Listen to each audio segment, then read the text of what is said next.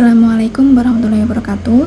Alhamdulillahirrahmanirrahim. Segala puji bagi Allah Subhanahu wa Ta'ala yang telah memberikan kita nikmat iman, nikmat Islam, dan nikmat kesempatan sehingga kita masih bisa berkumpul dalam keadaan sehat walafiat.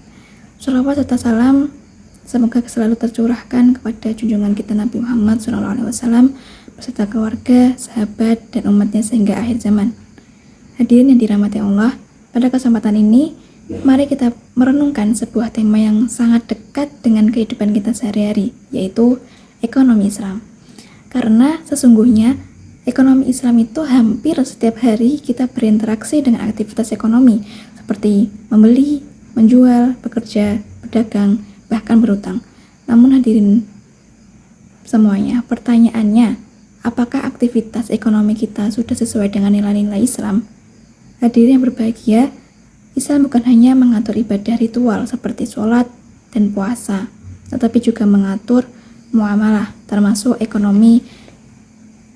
Dalam Islam, ekonomi tidak semata-mata mengejar keuntungan materi, tetapi juga keadilan dan kejujuran.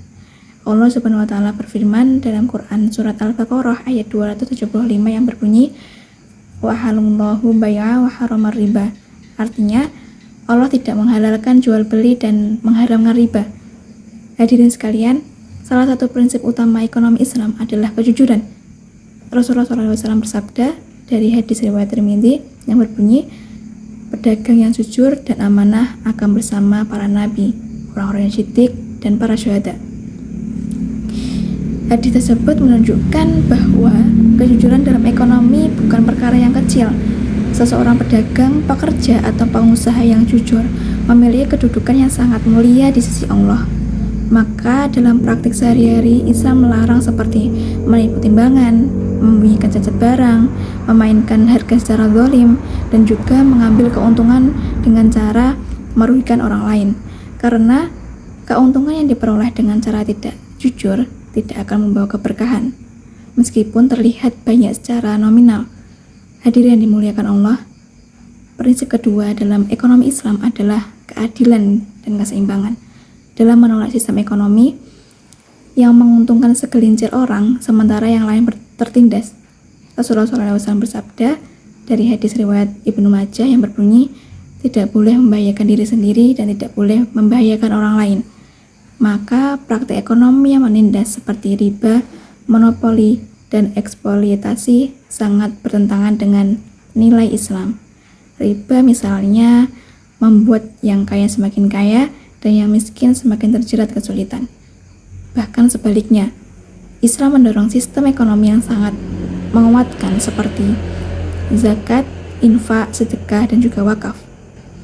Bukti tersebut bahwa ekonomi Islam bukan ekonomi yang egois, hadirin semuanya, melainkan ekonomi yang kepeduliannya sosial sangat tinggi. Hadirin sekalian, sebagai penutup, mari kita merenungkan bahwa ekonomi Islam adalah jalan menuju keberkahan hidup, bukan hanya di dunia tetapi juga di akhirat. Dengan kejujuran dan juga keadilan, kita tidak hanya membangun ekonomi yang kuat tetapi juga membangun masyarakat yang berakhlak.